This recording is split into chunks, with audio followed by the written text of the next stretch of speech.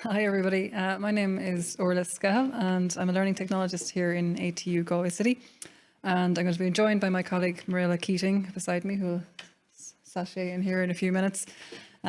She's a lecturer and the Level 7 Programme Coordinator for Quality for Industry. Today we just want to share a story. I know you've probably heard Karina Ginty mentioning it earlier today, the iNote story, and this is just one of the work packages, work package 4, which challenged us to redesign and to build in flexibility and digital capabilities to an existing or even a new programme. So we want to share our story of our existing programme of Quality for Industry and how we approached that redesign and what came out of it. So we've lots to talk about. We're going to try and keep it fairly snappy, but we'd like to just walk you through a little bit about the project background, the programmes themselves. I'd also like to just talk about the methodology and the approach we took, which is a little bit different maybe from how other programmes might have approached things. We'll look at what we actually did during the make and explore phases, such as the outputs and all the changes that were made, how we reflected, how we iterated, and where we see it going in the future. So to give a bit of background first, the programme that we looked at redesigning was the Quality for Industry, the BSc for Quality for Industry. And in fact, it's two programmes. It's Level 7 and Level 8. And to make things a bit more complicated, of course, the Level 7 programme itself is comprising of 3 certificates. So we have lots of flexibility already for students to come and sort of cherry pick subjects and construct their own degree. But with that comes a bit of complexity. This programme is really tailored for industry. The Western region here in Ireland is a mecca for MedTech, for pharma. So this programme is tailored basically to the needs of those businesses in order to supply workers who have the skills that they need. And of course, it also is tailored to the needs of students who want to excel and to build their careers in this sector. The core team that made it up for iNote was Dr. Karina Ginty, who we met earlier. She was the iNote project lead here in Galway City. Myself, a learning technologist, and then we had the programme team of Marilla Keating, Ita Kelly, Rachel McCarthy, and Rita Woodings, who are all extraordinarily experienced in their own fields. They are passionate about their subjects, passionate about their students. So for me, it just made it a pleasure to work with them, and to see the changes that they wanted to make and how they made it over the last 2 years. So understanding and defining. So this is nice kind of design thinking speak here, but we wanted to choose some sort of project methodology that would help us work as a team with a common vision and a mindset. So me being the design thinking person, I just love design thinking. I like to bring it into everything I do. I decided to suggest that we would go with a learner experience approach for this project. Given that the team were so student-centric, it really wasn't that hard to convince them to buy into it. So we looked at the overall learning experience approach using design thinking tools. With any design thinking project, we front load on steps 1 and 2. 1 and 2 is about empathizing with our users, with our learners. What are their needs? What are their pain points? And what is their landscape? What do they operate in? Secondly, you need to kind of define and frame a problem around that. So as part of those first 2 phases, I challenged the group and we said, listen, let's have a look at our programme. Let's go from end to end. So from the very beginning, where an adult learner might have a small inkling to do some further education. From that moment, all the way to graduation, to the day where they're sitting in the canteen telling their peers about it the next day. What happens in between? Who do they meet? What goes on in the institution? What do they see? What do they think? What do they feel? How is that experience for them? So we charted out that entire journey. We also looked at the learner in more detail. So the team really knew their students. Like, don't get me wrong, they really understood who their students were. But we wanted to take it a little step deeper and try to abstract into categories of students and learners and how could we build for them. And thirdly, the team were challenged to self-assess. So look at their own current practices, look at their digital capabilities, identify anything they wanted to do, that they needed to do, and see where we could take it during this project. So they rose to the challenges and we distilled down information we got from that phase and we defined some problems, or at least point of views anyway. So for us, we needed to make sure that the lecturers themselves were able to enhance their technical skills in a timely manner, especially with COVID. Things got a little bit hairy. We needed to learn rapidly. But they also needed to feel comfortable and supported in doing that. So how could my team, the TLO team and the iNote team help them in achieving their goals? And the other side was for the student. How can we make our life simple for our students? Bearing in mind that these students are not your average 19-year-old CEO student rocking in the door to college for first year to have a good time. These are students who are working full-time, they've got families, they're busy, and we just need to make things really simple for them. So the third phase then was to start ideating around those topics and those point of views and seeing what we could deliver. And Marilla will talk through those a little bit later. This big, ugly mess of a diagram is trying to show a journey. It started on paper, it started as a handwritten scroll with lots of notes and arrows and everything. And I just tried to condense it into a picture. And it basically just charts the learner's journey all the way from discovery up to graduation. So it charts what they're thinking, their actions, and the various different touch points, whether it's the ATU websites or people in the office, or whether it's their peers or it's their families and so on. What happens and where do they actually contact us? And what are the issues as well that they see along the way? For us, and just in this project, there's a yellow arrows at the bottom there kind of highlighting the areas of focus for us. So we kind of, partially due to COVID, partially due to our own decisions, we focus on the in-play section of this program. So what happens during the program once they're enrolled, when they're in class and so on. And in the latter few months, we've gone back to look at discovery. How can we reach out and do a bit more marketing and advertising? How can we attract these students? So just to mention, I mentioned our non-traditional students. You know, these guys they are workers, they are family people. They may be from Ireland originally, they may not be from Ireland, they may have English as their first language, they may not. They're a complex bunch of people like anybody in the world, but they're all very motivated to obviously do something. So we have Martin, let's say, who is our process technician. He's 50, he's not into the books, but he knows what he needs to do for promotion. We've Ian, he's the young lad, adult leaving cert. He lives for the weekend, work is paying for the course. He's not entirely sure he's buying into it, but he's here and he's going to do it. And then we have Aga, let's say, who's been left behind and she knows she has a degree in her, she wants to achieve it. So this is the kind of way that we started to look at the personas, abstracting up a little bit based on real people, based on theory, based on what we observe in the world. And we identify their pain points and how is it we could actually go about designing something better for them. So at this stage, we've worked as a team. We've made sure that we understand the aims of the project with respect to industry and who we're delivering to. We've spent a lot of time looking at the learner journey, identifying weaknesses, deficiencies, problem areas, things that could be addressed along the way.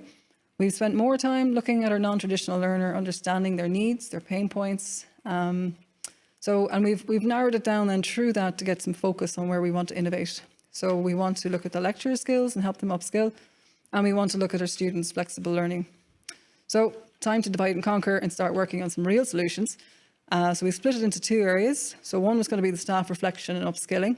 And from that, we could see, we would be enabling ourselves to go on and design for flexible learning. And at this point, Marilla is going to step in and she's going to talk through what happened in those two orange boxes, which is quite substantial. So I better stop talking and let her fill you in.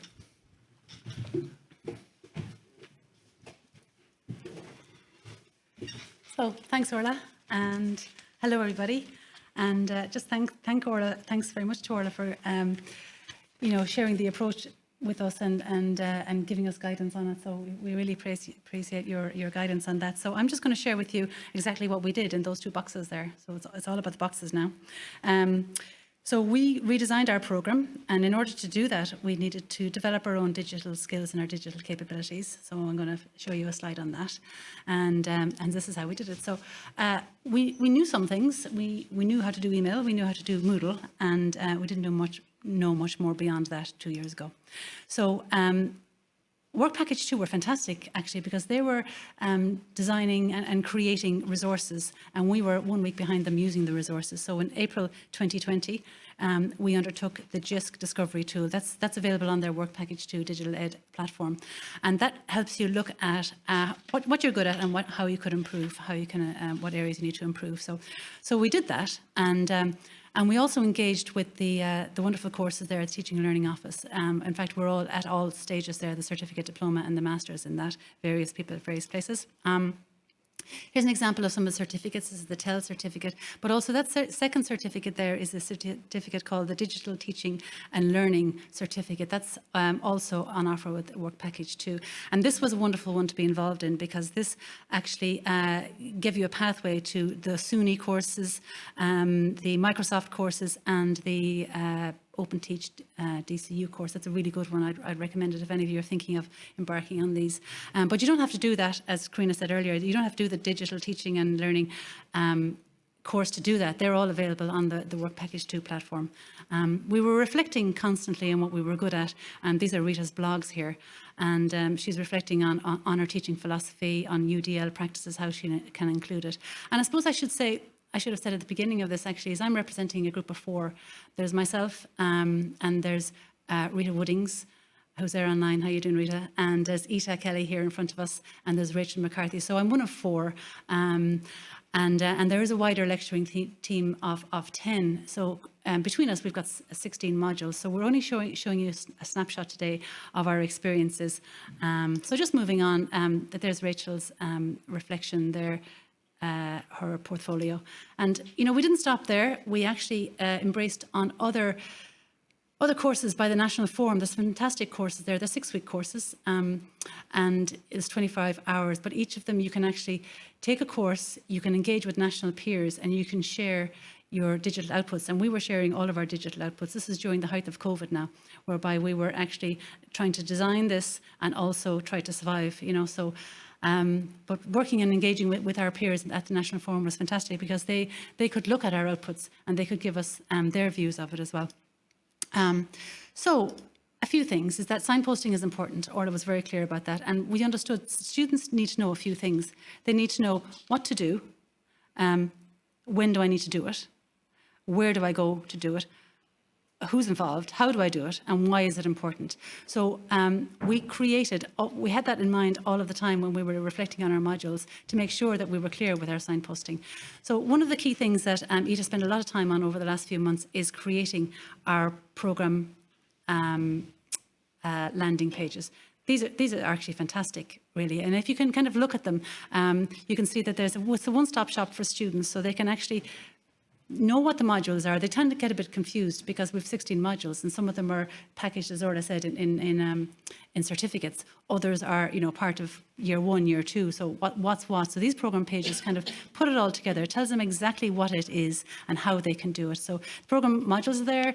There's meet the lecturers there. There's links on out to IT. Like, we're building our digital capabilities, but it's not just us. You know, the students aren't digitally capable, you know, as well, so they need supports.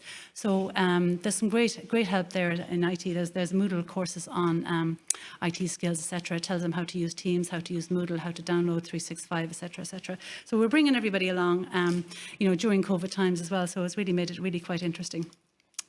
There's Rachel's there giving an orientation on the courses and how to apply for the courses, but we didn't stop there. Rita and Rachel created this really nice, snazzy little brochure. You can see things are colour-coded. Our level 8 are blue and our level 7 are green. But this brochure was really, really good, because this actually is a thing. It's not a digital thing. It's just a hard copy. And it's up there on the notice boards of all of our MedTech companies out there, because the applications are coming through now. The funding for employees to apply to their training department for funding is around now. So having things like this on the canteen notice board is really quite good. We also have frequently asked questions. There's a few things we were looking at our onboarding and how to make it as smooth as possible for these non-traditional adult learners. Okay, so let's just have a look at the modules. What did we do and how did we do it? So these are tools that are available out there. You know, there's the ABC learning model.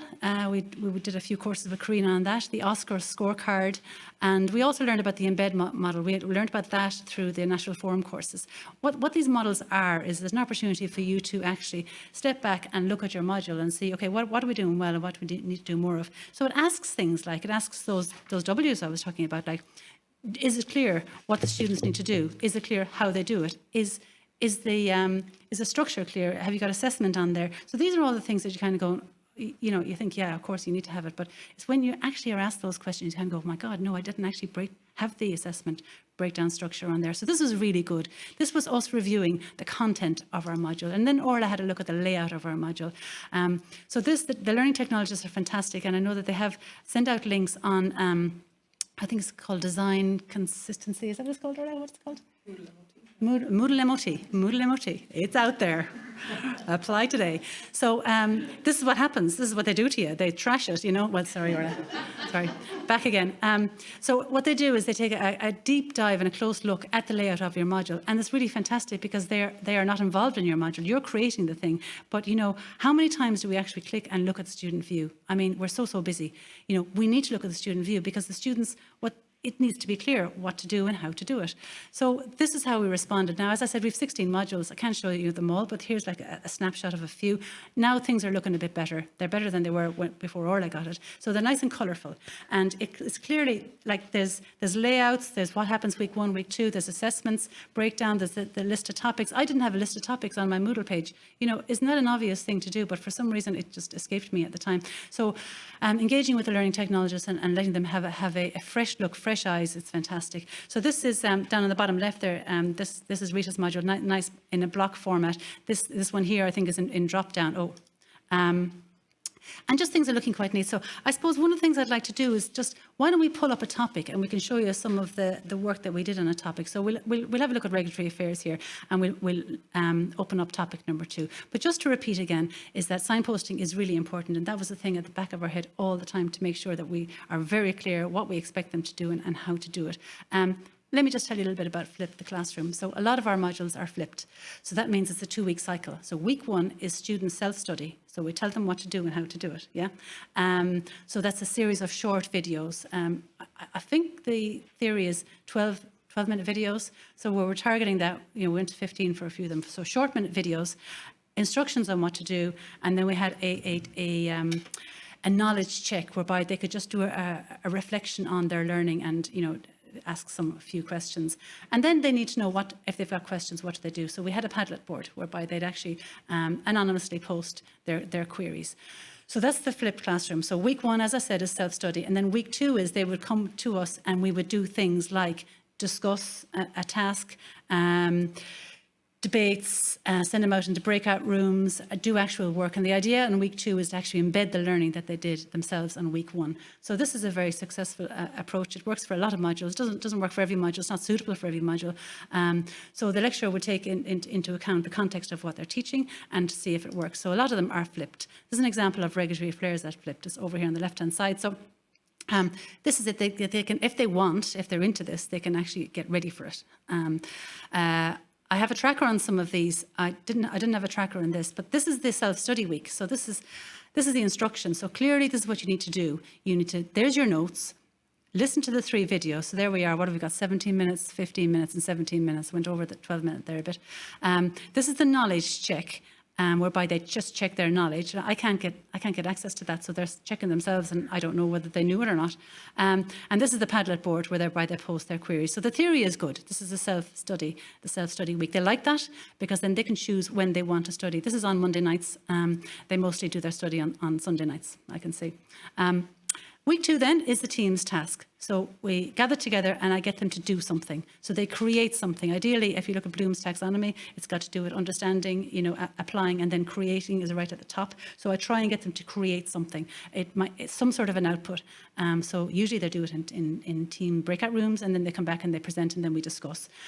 In the team's breakout rooms, actually, what I do is I put up I put up a Word file under files.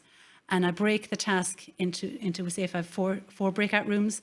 So there's page 1, 2, 3, and 4. So they can all see each other's work. So they're all 30 students are working on the one file. It's actually amazing to see it because you can see them all typing. The whole thing gets created. But if they have a question as a team in a breakout room, they just go up to the the beginning of the Word document, and they can see what another team is doing. And then I can look at it all too. So I'm looking at one particular document being created, and I can see if somebody's going down the wrong path, I'll just go in and say, hey, Marilla here, do it this way or whatever.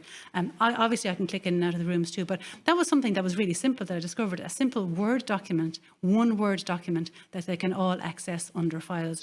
It was amazing realization for me. So I just want to go back here again. Let's just see. Oh yeah, no, we're back at this. Okay, good.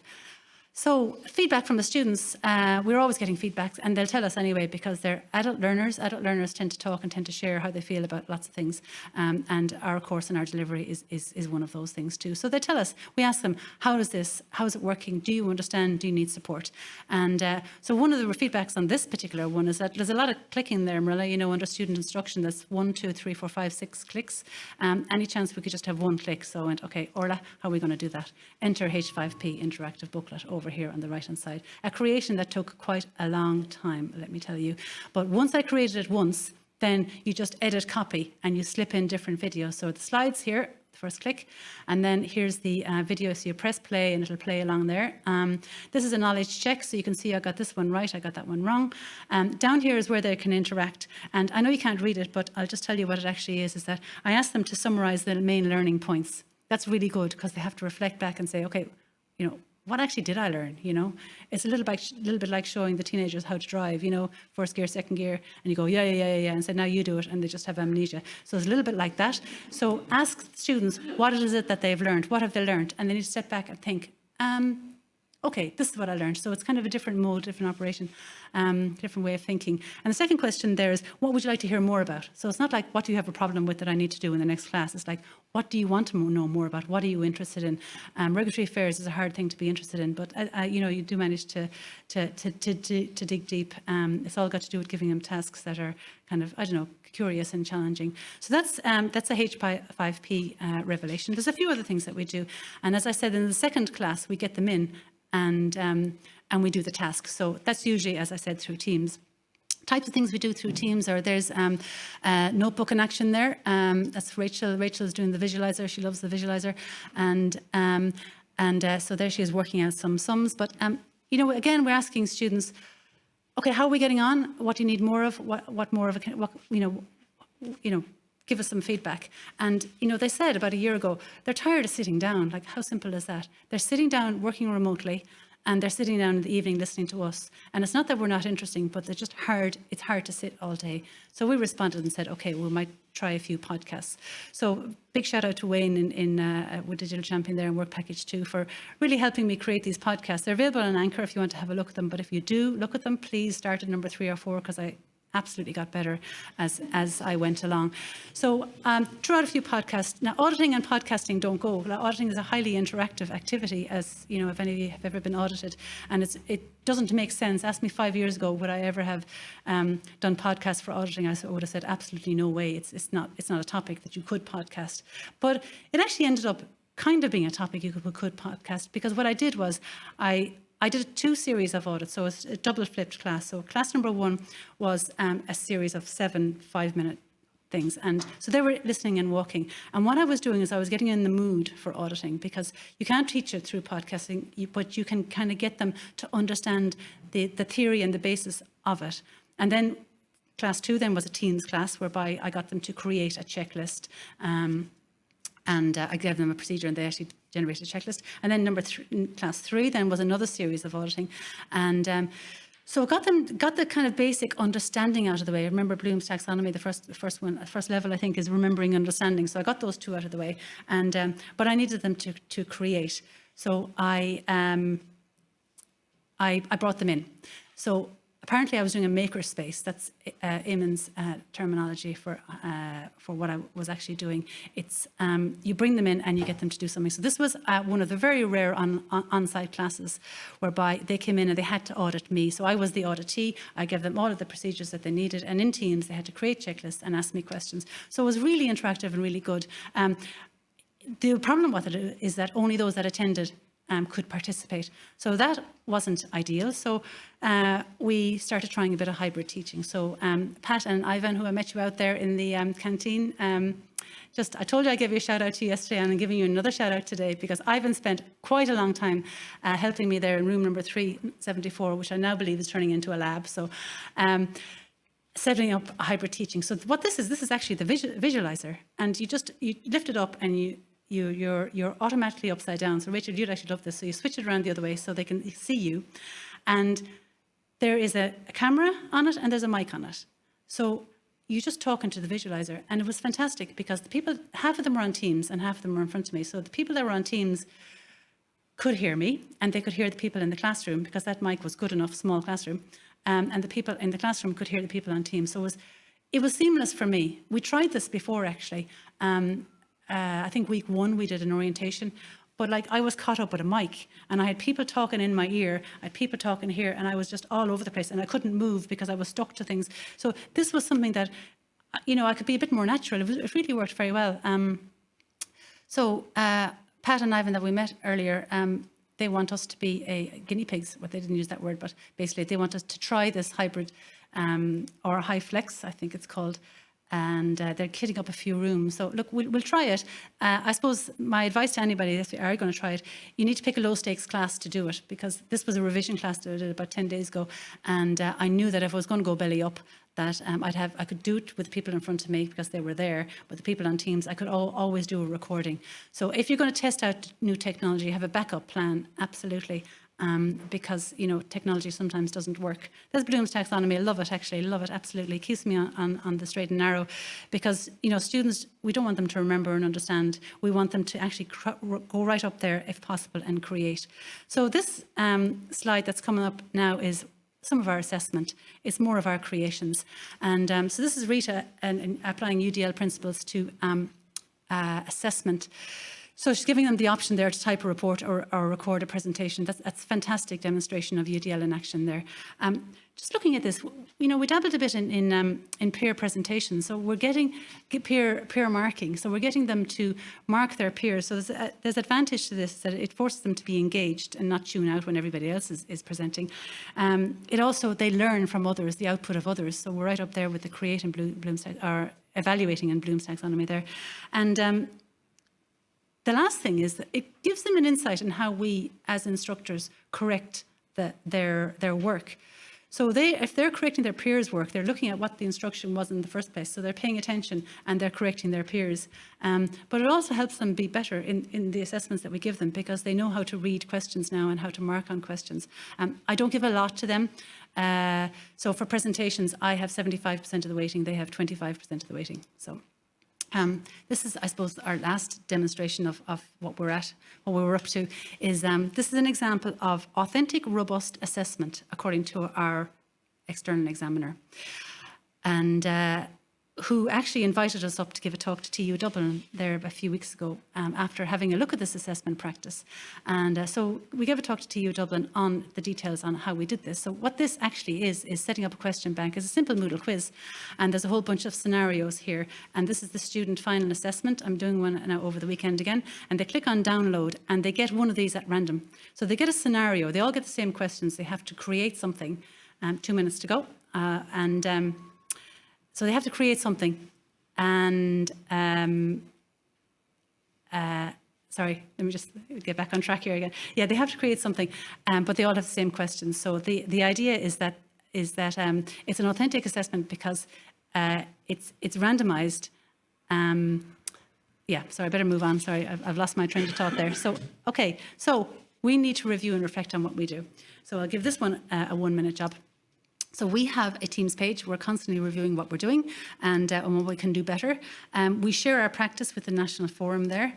Every time there's a digital showcase, and this is no different, we're talking, you've seen us a bit, and we give interim reports and final reports to Karina on the outputs of how we digitalised our BSc in quality, and also we're sharing with national practice as well. We're looking forward to our programmatic review, which is going to be in about 10 days' time now, so we're looking forward to see what the external panel are going to say from us. This is an example of student feedback. I mean, this is all positive feedback, you know, they've enjoyed the fact that it's flexible and that it's accessible.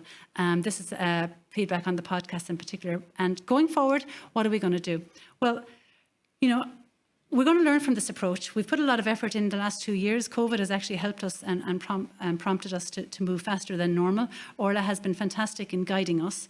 Well, we're going to step back and take a bit of a review of what do the students want, and taking into consideration the context of the subject that we're teaching, and what do our industry partners want, because they're supplying funding for the students to do this. But I do know that the post-COVID adult learners' expectations are different from the pre-COVID. So that's something we need to pay attention to. Higher ed has got some fantastic opportunities for us to explore. We've got some great learning pathway advisors there and RPL advisors. So we're looking forward to working with Bridie and the team on that. A big thank you to Karina, the TLO office, and also Digital Champions too, and to Orla for keeping us on the straight and narrow and driving us on.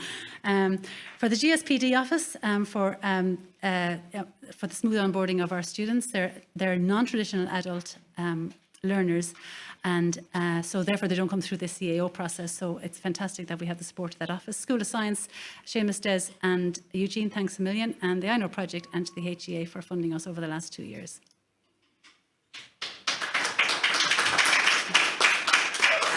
Okay.